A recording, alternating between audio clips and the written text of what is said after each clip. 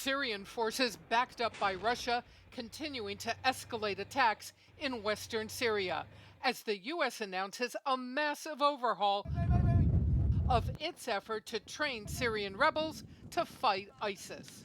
I wasn't satisfied with the early efforts in that regard. Few were. Now, instead of recruiting fighters from the battlefield for training, the U.S. will provide airstrikes and airdrop ammunition and communications gear in northern Syria to members of the so-called Syrian Arab Coalition, some 5,000 fighters from various tribes and militias that have been fighting ISIS for months.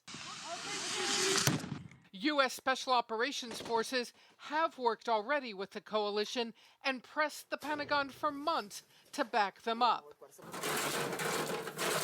The original effort to train thousands in Turkey and Jordan and send them back into Syria fell apart. An update on the number of those trained included this shocking admission by the U.S. general running the war against ISIS. It's a small number, and the ones that are in the fight is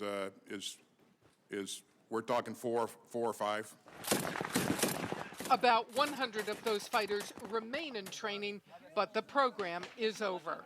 One problem, many of the rebels oppose the U.S. rule that they must promise to fight ISIS, not Assad. The challenge in Syria is that the entire train and equip program has been pretty hamstrung. It's like the U.S. was trying to train Syrian rebels with one hand tied behind his back. And they've had little support.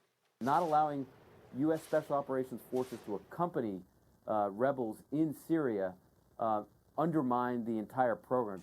In the new program, rebels will still have to promise to focus on ISIS, but this time the U.S. thinks it will work because fighters are already in place doing just that.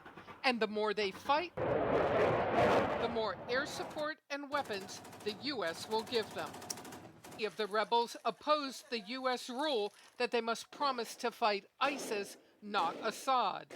The challenge in Syria is that the entire train and equip program has been pretty hamstrung. It's like the U.S. was trying to train Syrian rebels with one hand tied behind his back.